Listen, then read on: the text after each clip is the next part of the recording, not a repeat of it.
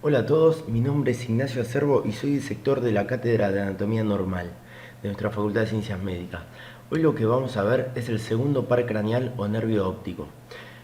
Es un par craneal que muchas veces solemos pasar por alto por tener una única función, pero entender su vía en su integridad es de suma importancia y es un nervio fascinante cuando nos adentramos en detalles.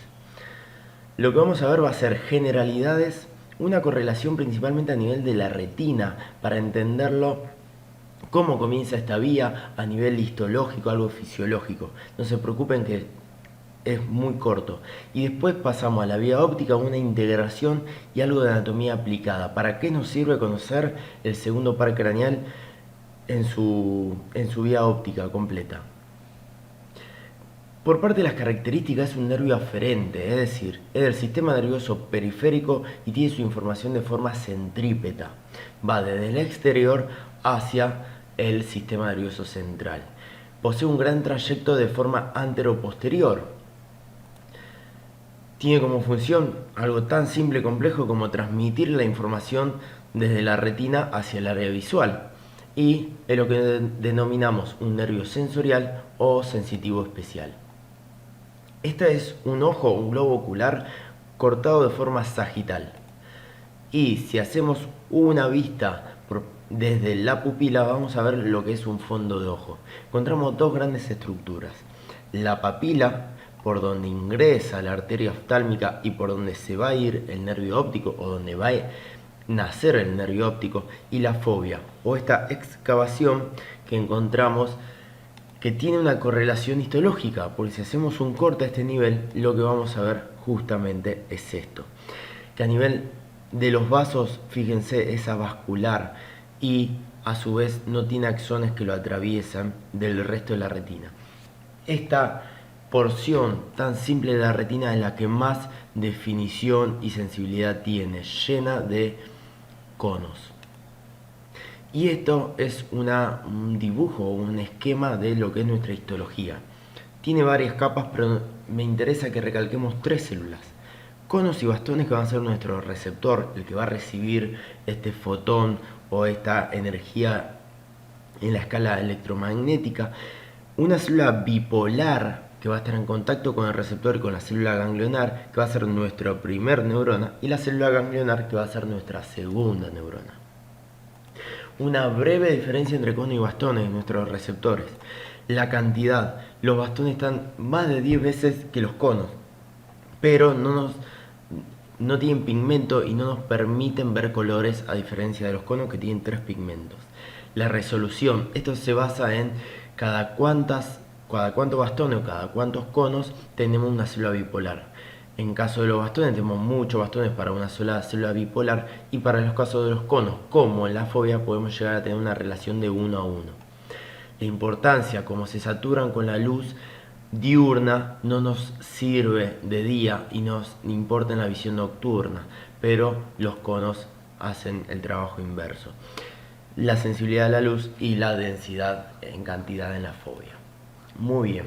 Y esto es algo de física, no me interesa que nos entremos en la física óptica, pero esto es un experimento que hicimos en el Museo de Ciencias Morfológicas, donde estamos viendo un globo ocular desde posterior, donde se le hizo una ventanita sacando la esclerótica y sacando la coroides, solamente dejando la retina, y se proyecta una A con la luz desde la pupila. Y lo que nosotros estamos viendo es la A proyectada en este sector, de forma inversa. Ahora sí, vamos con la vía óptica. De la vía óptica ya hablamos de lo que son los receptores, que van a ser los conos y bastones. Nuestra primera neurona es esta célula bipolar. Y nuestra segunda neurona va a ser nuestra célula ganglionar, que toma la sinapsis en la célula bipolar y tiene que transportar este potencial de acción por su axón, todo a través del nervio óptico, todo a través del quiasma y por la cintilla óptica hasta llegar al tálamo. Ahora lo vamos a ver. Este es el comienzo del nervio óptico. Arranca en el polo posterior del globo ocular. ¿Y dónde va a querer? Va a querer ingresar a la base del cráneo, ingresando por el conducto óptico. Acá tenemos una base del cráneo vista de superior y vemos ingresar el nervio óptico justo aquí. Si fresamos el conducto óptico y el techo de la fosa orbitaria, encontramos el nervio óptico con su íntima relación con músculos y vasos y una gran cantidad de grasa que va a estar ocupando la fosa orbitaria.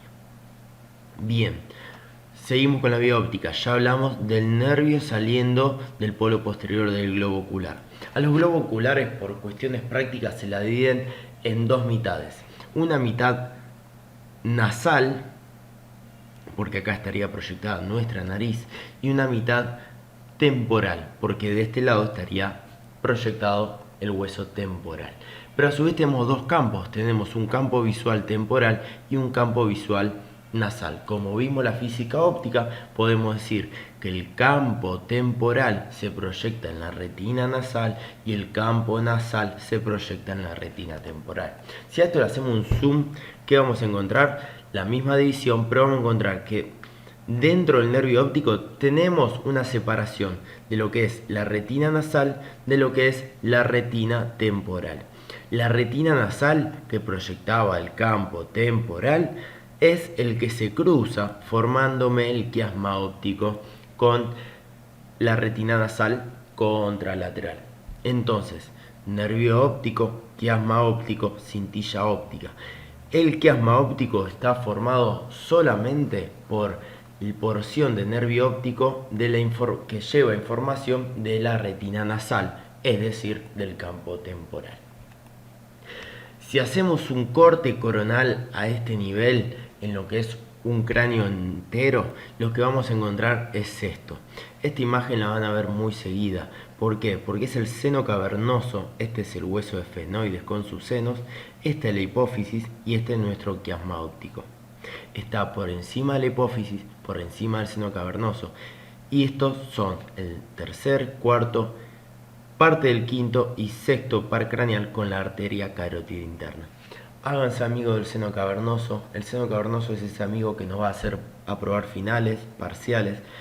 Apréndanlo y aprendan estas relaciones. Es muy importante porque cuando veamos la integración vamos a ver que una afectación en la hipófisis, como puede ser un tumor que crezca, es algo que nos puede afectar el quiasma óptico, por ejemplo. Lo vamos a ver más adelante, no se preocupen. Ya vimos el nervio óptico, vimos el quiasma, vimos la cintilla. ¿Hacia dónde va a llegar? Hacia el tálamo. ¿Qué parte del tálamo? El cuerpo geniculado. ¿Qué cuerpo geniculado? El externo o lateral. Solamente esta pequeña porción del tálamo nos corresponde hacia la vía óptica.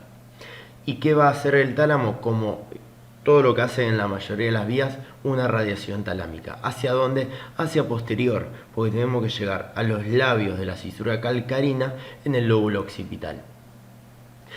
Seguimos con la radiación talámica y acá lo que quiero remarcar es que tenemos dos áreas visuales, una primaria y una secundaria.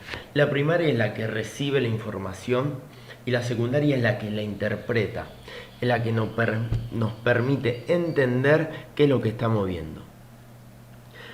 Este es el momento del video en donde pones pausa y intentás descifrar o ver si sabes cada una de las estructuras que está señalada. Te doy 5 segundos, no hay apuro y después las vemos. Muy bien, me imagino que hiciste la tarea. Vamos a ver, el primero es el globo ocular, después seguimos con el nervio óptico y después vemos el quiasma óptico que estaba formado con la porción de las retinas nasales. ¿Hacia dónde iban a llegar? Hacia el tálamo, que nos iban a emitir la radiación talámica que iba a llegar a las áreas visuales primarias o secundarias del lóbulo occipital. Si acá dijiste que era los labios de la cisura calcarina, también estaba bien. Muy bien. Completamos la vía óptica. Tercer neurona, como la mayoría de las vías, las neuronas talámicas. Cuarta neurona, la corteza occipital. Vamos a una integración. Esto que estás viendo ahora es el espectro electromagnético. No me interesa que lo sepas. Solamente quiero recalcar que de todos los rayos estos solamente vemos esta franjita que es la visible con los colores. ¿Qué quiero decir con esto?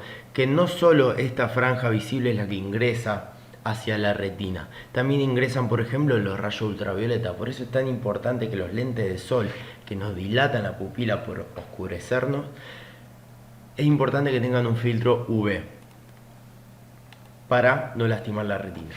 Y ahora vamos a dibujar la vía. La vía la vamos a dibujar de forma horizontal por cuestión de la dinámica del power. Es de buena práctica trazar una línea media y vamos a empezar. Los dos globos oculares los cortábamos a la mitad de forma sagital y teníamos una retina nasal y una retina temporal que recibían los campos visuales contralaterales, es decir, retina nasal recibe campo visual temporal, retina temporal campo visual nasal. Emitían el nervio óptico, pero se dividía en una porción nasal que formaba el quiasma y una porción temporal que seguía de forma homolateral. Llegaban al tálamo, al cuerpo geniculado. Ahora vamos a ver la importancia de esta relación muy cercana que tienen con el tronco encefálico. Y emitían la radiación talámica. La radiación talámica se la suele dividir de forma clínica en 4 segmentos. Ahora vamos a ver por qué. Para llegar al lóbulo occipital o áreas visuales primarias o secundarias, que en realidad las áreas visuales se encuentran en el lóbulo occipital, no es un O, sino que estamos en la misma zona. Bien, vamos a borrar la vía óptica todo de un lado, pero para explicar 3 desvíos que tiene esta ruta de la visión para otras funciones extras. Una es, desde el quiasma se emite una pequeña rama hacia el hipotálamo. Hay un núcleo llamado supraquiasmático, es muy fácil el nombre. ¿Y para qué sirve? Ayuda en el ritmo circadiano. Ustedes saben que la secreción de melatonina, que está regulada por el ingreso de luz o no, es el que nos ayuda a tener un ritmo circadiano de día y noche.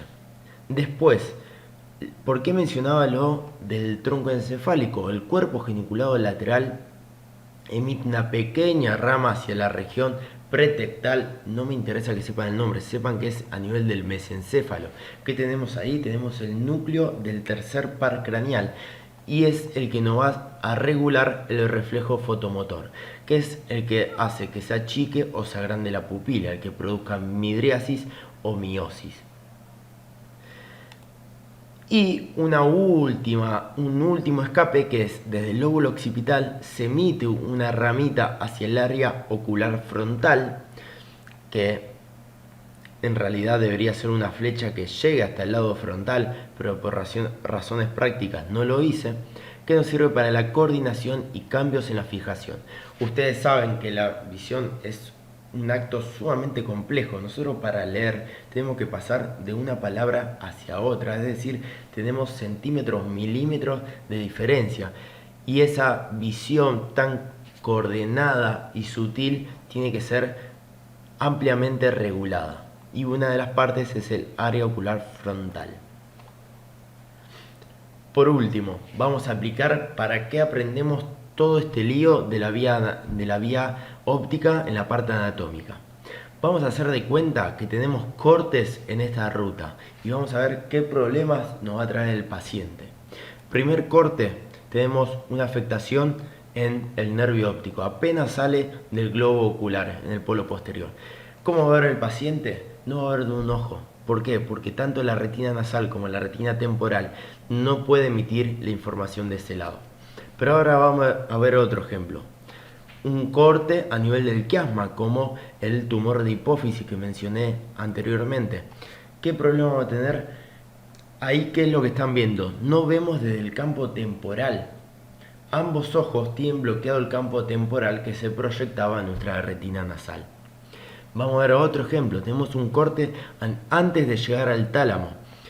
¿Qué vamos a ver? Vamos a tener afectado el campo temporal, contralateral, porque tenemos nuestra rama de la retina nasal afectada, y el campo nasal del lado homolateral. Y un corte a nivel de la radiación talámica, no quiero complejizarlo mucho, es a nivel de cuadrantopsias. Por eso que le decía que la radiación talámica se la suele dividir en 4. No viene al caso Esto lo que quiero mostrarles es lo fascinante y lo importante que conocer la vía óptica, porque el día de mañana tiene gran implicancia y gran utilidad en la clínica para conocer qué patología puede tener un paciente. Esto es todo, espero que les haya servido, muchas gracias, nos vemos en algún próximo video.